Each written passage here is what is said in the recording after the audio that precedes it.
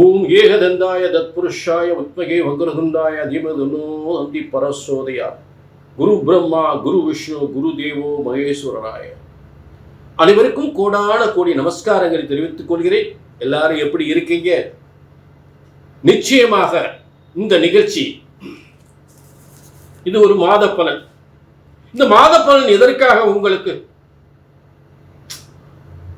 எல்லா மனுஷாளுக்கும் ஆண் பெண் எல்லாருக்குமே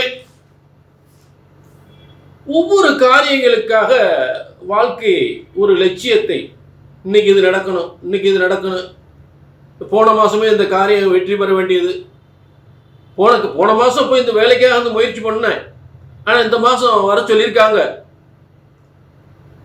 போன மாசம் முடிய வேண்டியது இந்த மாசம் வர சொல்லியிருக்காங்க.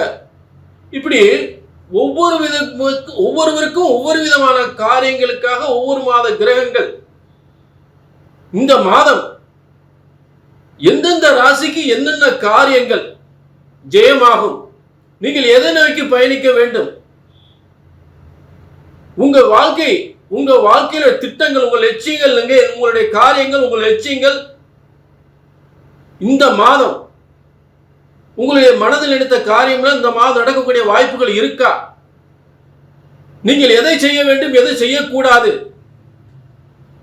எதை செய்தால் பாதகம் ஏற்படும், எதை செய்தால் வெற்றி ஏற்படுத்தும்? அப்ப ஒரு பாதிக்கப்படக்கூடிய விஷயத்தை தடுத்து பணத்தை சேமிக்க முடியுமா?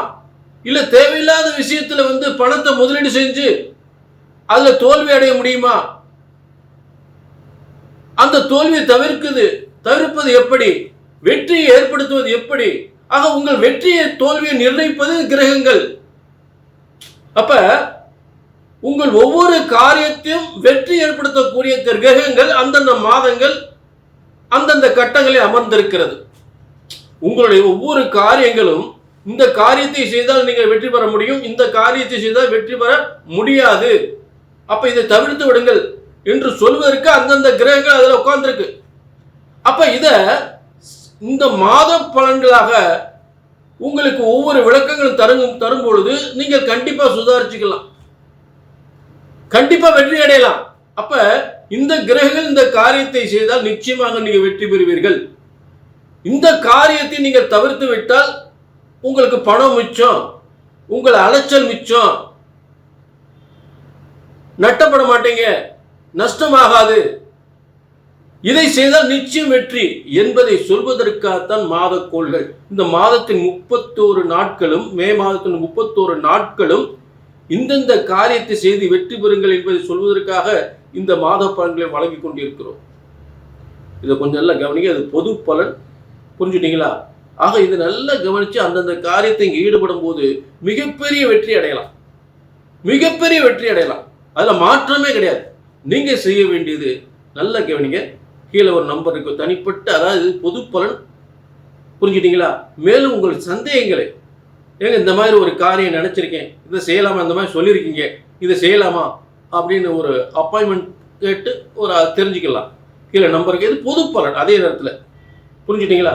உங்க தனிப்பட்ட ஒரு ஜாதகத்தை பார்க்கணும்னா கீழே நம்பருக்கு நோட் பண்ணிக்க, ஒரு அப்பாயின்மெண்ட் வாங்கிக்க. ஏன்னா உங்க ஜாதகத்தையும் தற்போதுள்ள கிரகத்தையும் அப்படி ரெண்டையும் சேர்த்து வச்சு பார்க்கும்போது உங்க வாழ்க்கை, உங்க காரியங்களை எந்த அளவுக்கு வெற்றி பெறும் என்பதை தெளிவாக பார்த்துடலாம். கொஞ்சம் கூட குழப்பமே இல்லாம உங்க வாழ்க்கையில வெற்றி வரலாம், வெற்றிக்கு மேல் வெற்றி அடையலாம், தோல்வியே வரக்கூடாது. பிரம்மனுடைய தலையெழுத்து என்பது கண்டிப்பாக ஒவ்வொருவருக்கும் ஒவ்வொரு விதமான தலையெழுத்து இருக்கும், புரிஞ்சுட்டீங்களா? ஆக ஜோதிட சாஸ்திரம் என்பது பிரம்மனால் உருவாக்கப்பட்டது. கண்டிப்பா உங்க பிரம்மன் படைச்ச அந்த விதியை, உங்க ஜாதகத்தை பிரம்மனுடைய படைச்ச அந்த விதிப்படி சரியாக கணித்தால் சரியாக நடக்கும். அதுல மாற்றமே கிடையாது. தப்பா கணிச்சா தப்பா நடக்கும், சரியா கணித்தா சரியா நடக்கும். கீழே நம்பர் நோட் பண்ணிக்கங்க, நிச்சயமாக வெற்றி நிச்சயம். மகரம், மே மாத பலன் மகர ராசிக்கு. மகரம் நிச்சயமாக மிகப்பெரிய சிகரத்தை தொடும், அதுல மாற்று கருத்தே இல்லை, மாற்று கருத்தே கிடையாது. அதாவது வாழ்க்கையில ஒரு சிறப்பா ஒரு முன்னேறக்கூடிய யோகம் இந்த மே மாதம் அதாவது ஒரு அற்புதமான திடீர் அதிர்ஷ்டம் ஏற்படக்கூடிய பதவியில திடீர் அதிர்ஷ்டம், சொத்துக்கள் பெறுவதில் திடீர் அதிர்ஷ்டம், ஒரு அரசாங்க அரசியலில் மிகப்பெரிய பதவி அடைவது திடீர் அதிர்ஷ்டம். அதே நேரத்தில் மகர ராசிக்காரங்களுக்கு ஒரு 7ஆம் இடம் என்று சொல்லக்கூடிய மிகப்பெரிய வெற்றி ஸ்தானம், 5ஆம் இடம் என்று சொல்லக்கூடிய, அதாவது சந்திரனாகப்பட்ட 7ஆம் இடம் ஒரு கூட்டு ஸ்தானம். அப்ப இந்த கூட்டு ஸ்தானம் எங்க இருக்குன்னா 10ஆம், இந்த மே மாதத்துல எங்க ஆரம்பிக்குதுன்னா 10ஆம் இடத்துல. அப்ப ஒரு கூட்டு முயற்சியால் நிச்சயமாக மிகப்பெரிய கூட்டு முயற்சி, ஒரு அரசாங்கத்தில் இருக்கிறவங்களோட, அரசியல் இருக்கிறவங்களோட தொடர்பு கொண்டு ஒரு கூட்டு முயற்சியில மிகப்பெரிய வெற்றி, மிகப்பெரிய தொழில் தொடங்கக்கூடிய, மிகப்பெரிய வெற்றி அடையக்கூடிய ஒரு அற்புதமான யோகம் மகர ராசிக்கு உண்டு. மாற்று கருத்தே கிடையாது, நிச்சயமா உண்டு. பெரிய லெவல்ல முன்னுக்கு வந்துருவாங்க.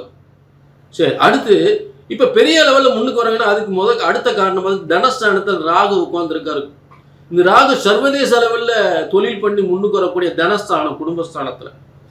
அடுத்து மகரத்துக்கு பாத்தீங்கன்னா 5ஆம் இடம் அதிர்ஷ்டஸ்தானம் சொல்லக்கூடிய சுக்கிரன் ஆட்சி பெற்று இருக்கிறார். அப்ப 4ஆம் இடத்துல சூரியன் அரசு கிரகம், அடுத்து செவ்வாய் பூமிகாரன். அப்ப பூமி, இடம், வாகன யோகம், பதவி யோகம், அரசாங்க அரசியல் பதவி யோகம் என்பது நிச்சயமாக ஒரு மகரத்துக்கு உண்டு.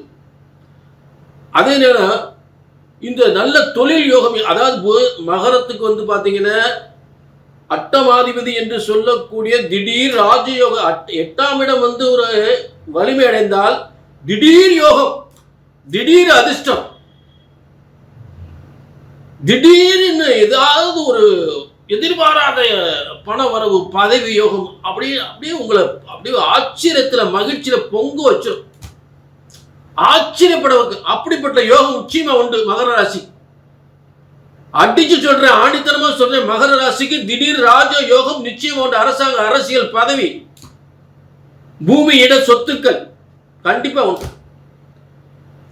காலப்புருஷ தத்துவத்துக்கு முதல் ராசி மேஷ ராசியில் ஒரு கிரகம் வலிமை அடைந்தால் எல்லாருக்குமே சுய எண்ணங்கள், ஆசைகள் எல்லாம் நிறைவேறும். காலப்புருஷ தத்துவத்துக்கு 2ஆம் இடத்தில் தனஸ்தானத்தில் சுக்கிரன் வலிமை அடைந்தால் எல்லாருக்கும் பண வருமானங்கள் கொட்டும். ஆக அந்த காலப்புருஷ 2ஆம் இட தனம், வருமானம், பொன் பொருள் வருமானம் தரக்கூடிய அந்த 2ஆம் இடத்தில், காலப்புருஷ தத்துவத்துக்கு 2ஆம் இடத்தில் சுக்கிரன் வலிமையா இருக்கும் போது அதுவே மகர ராசிக்கு அதிர்ஷ்டஸ்தானமாக அமைகிறது. அவ ஒரு அதிர்ஷ்டத்தின் உச்சத்திற்கு செல்லக்கூடிய ஒரு யோகம் தான் சுக்கிரன் இருக்கக்கூடிய யோகம் மகர ராசிக்கு. பிரமாதமா இருக்கும், பிரமாதமா இருக்கும். நல்ல பதவி, பேர், புகழ், அந்தஸ்து, கௌரவம் எல்லாம் கிடைக்கும். இது பொது பலன். உங்க தனிப்பட்ட ஜாதகத்தை பார்க்கணும்னு கீழே நம்பருக்கு நோட் பண்ணிக்கங்க. ஜோதிட சாஸ்திரம் ஒருபோதும் தப்புவதில்லை, தவறுவதில்லை. மகரம் நிச்சயமாக சிகரத்தை தொடும். இது எந்த அளவுக்கு உண்மை என்பதை கீழே நம்பரை நோட் பண்ணிட்டு ஒரு அப்பாயின்மெண்ட் வாங்கிக்கலாம்.